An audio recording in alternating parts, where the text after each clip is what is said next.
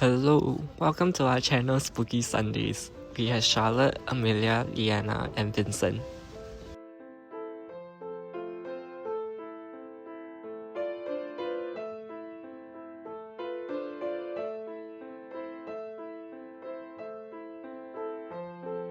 Today, we'll be diving deep into the film Black Swan and the mise-en-scène behind it.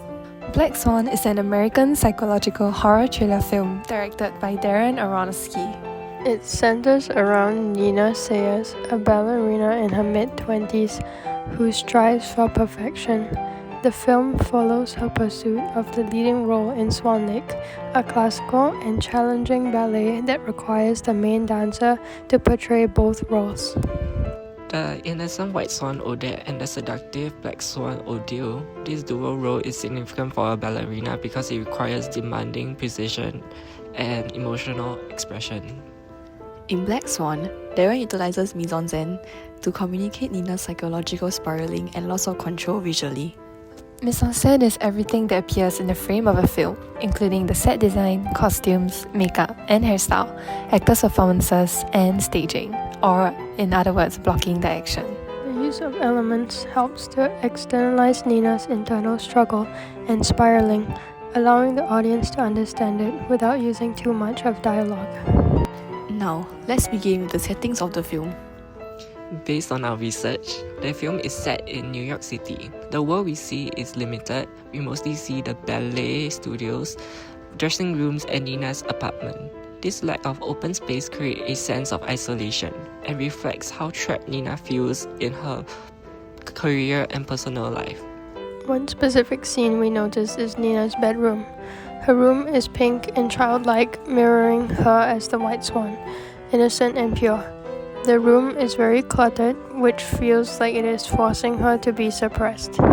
In the background, there is a small black swan soft toy. This signifies her wanting to break out of this highly adolescent environment despite her age because of her maturity being suppressed by her mother. Another scene we noticed is the dance studios. The dance studio has a lot of mirrors and is quite dark. The mirrors are everywhere around the room.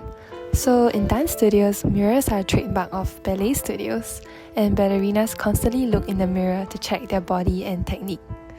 The constant presence of mirrors gives a feeling of being watched, conveying the heavy pressure felt by Nina to perform perfectly, contributing to a pursuit of perfectionism in the Swan Queen role. A big key representation of the film is the use of color theory and how it sets the mood of each scene. At the start, lighter colors such as white and pale pink are used, and they are associated with Nina, representing her being pure and innocent. But as the film progresses, darker colors are used more predominantly, such as black and grey. These colors represent her loss of control, loss of purity, and transformation experienced by Nina. The light and the dark colors used in the beginning and the end of the film can symbolize the swans of the ballet.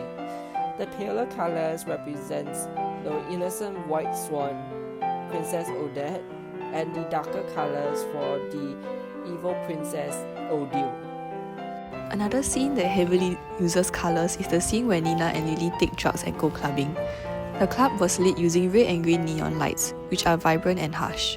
This created a very unreal and hallucinatory feeling to the scene. The color red also represents danger and a loss of control, which contrasts with the soft and white light that is used on Nina. This shows how Nina has matured and changed, making her no longer the innocent and good girl she was, and showing that there is more indulgence and chaos in her life now. Moving on, there's a fact that is common for ballerinas to not be able to menstruate as a result of something called functional hypothalamic amenorrhea. This is caused by many factors that ballerinas face, such as the expectation of perfection, stress from her mother and her teacher, and eating deficiencies. We want to link this back to the scene in the bathtub where she hallucinates her bath filled with blood. Seeing as how the movie mainly represents Nina's struggle with maturing, which is also what many ballerinas go through, I think that the blood perhaps represents her inability to menstruate and mature, but her desire to do so. Not even just her desire, but at that point at 28 years old, it's something that her body should be doing. We think that evil version of herself appearing to drown her is what she would be if she was able to mature. But exactly the version of her that her mother doesn't want, and her ballet teacher also doesn't want. Perhaps so he can keep taking advantage of her, and as can be seen from when the ballet teacher calls her his little princess and her mom calls her my sweet girl. So evil Nina tries to drown her in this scene, and she struggles to break free from this restrictive life that she has. Now, let's talk about the framing used in the film. The early act of the film frames Nina in many tight close-up shots, often showing cutting off some parts of her body. This shows how suffocated and trapped she feels, mirroring her lack of control. This also resonates with the white swan as it shows her precision and restraint. But as the film progresses, we can see that the framing gradually loosens and opens up, giving Nina more space and showing more of her. This shows that Nina finally has some freedom and is no longer trapped, feeling more confident rather than insecure.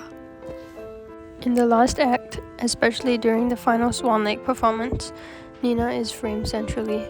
Her full body is shown. The frame accommodates her whole movement. This shows Nina making her final transformation into the black swan, controlling the space within the frame. In conclusion, we think the film is trying to show Nina's journey as the white swan, innocent, obedient, and highly controlled, to fully embracing the black swan who is bold, confident, and carefree. Overall, Black Swan successfully uses mise-en-scène to show the transformation effectively, especially the use of colors. The gradual shift from pale, light, and soft colors to bolder, dark, and sharper colors show the different stages of her growth, as well as her psychological change from being the white swan to the black swan, and the inner conflict she struggled with as both personas warred within her.